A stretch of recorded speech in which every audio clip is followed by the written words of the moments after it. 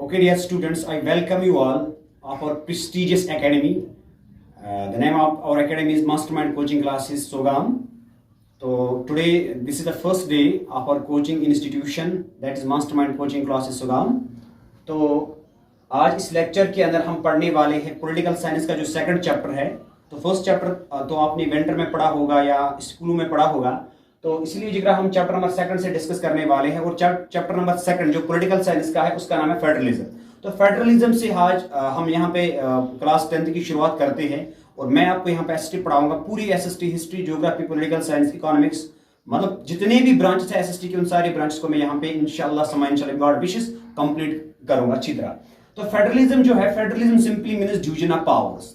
Federalism simply means division of powers. जब हम power को डिवाइड करते हैं central government and state government के दरमियान, तो उस वाले टर्म को कहा जाता है फेडरलिज्म। या हम ये कह सकते हैं एक ऐसी पॉलिटिकल फिलॉसफी जिस पॉलिटिकल फिलॉसफी के अंदर पावर्स को डिसेंट्रलाइज किया जाता है, पावर्स को डिवाइड किया जाता है, उसको कहा जाता है federalism.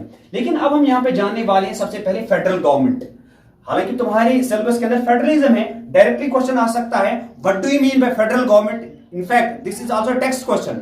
What do you mean by federal government and what are the various features of federal form of government? अब सबसे पहले हम यहाँ पे जानने वाले हैं federal government. Federal government, federal government, federal government is that government, federal government is that government where there are two types of government, one at the national level, another at the state level. यानी federal government एक वो government होती है जहां पर दो किस्म की सरकारें होती है, दो किस्म की गवर्नमेंट होती है।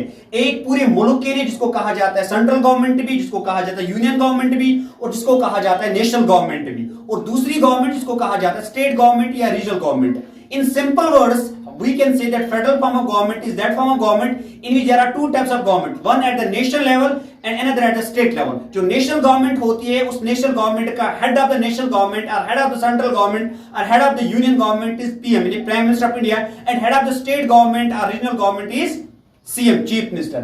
Now we will discuss in this lecture features of the federal form of government. There are various features of the federal form of government. The first one is division of power. मतलब यहाँ पे federal form of government के अंदर power को decentralise किया जाता है, divide किया जाता है गवर्नमेंट के दो किस्म के लेवल्स के अंदर। एक का नाम है सेंट्रल गवर्नमेंट और दूसरे का नाम है central government and state government. यानी division of power simply means in federal form of government powers are divided between central government and state government.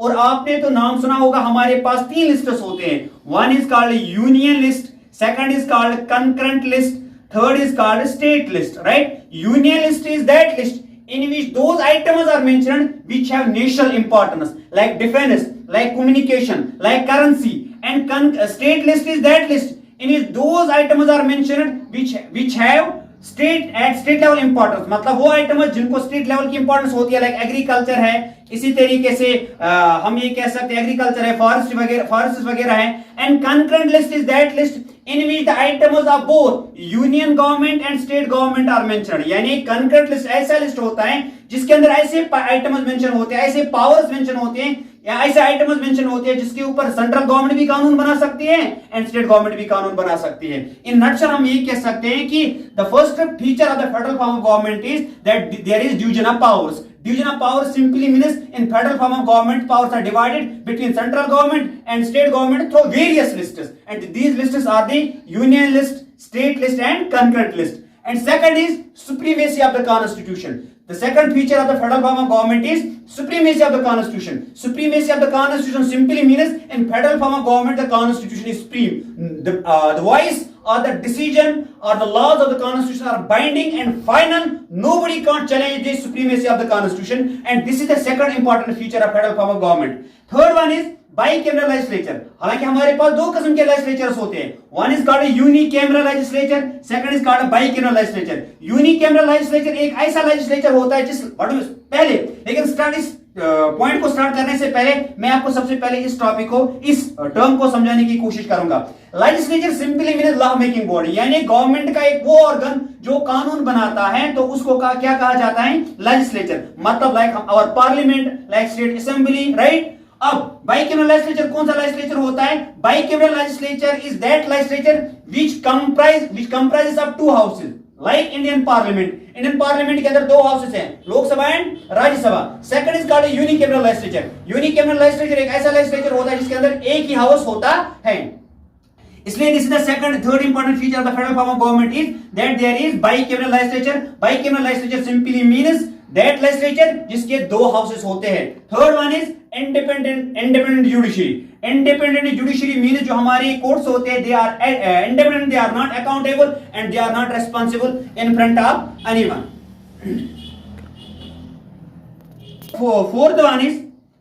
Fifth one is dual citizenship.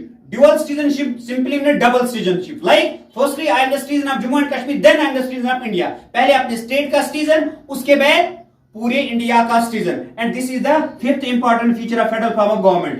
And sixth one is decentralization of powers. Decentralization simply means when powers are taken away from central government and state government and given to the local self-government, that term is known as decentralization. And the last feature of federal form of government is rigid constitution. Rigid constitution is that constitution in which we cannot change or we cannot amend the constitution easily. यानी वो constitution जिसके अंदर हम कोई amendment easily नहीं कर सकते। अगर हम rigid constitution के अंदर कोई भी amendment करना चाहते हैं, constitution को revise करना चाहते हैं, alter करना चाहते हैं, कोई major या minor change करना चाहते हैं, तो उसके लिए हमें 2/3 majority की जरूरत होती है।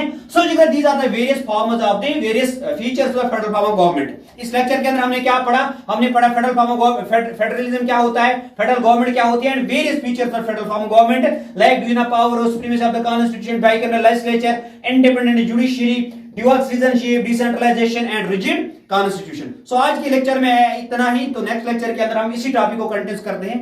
Thank you.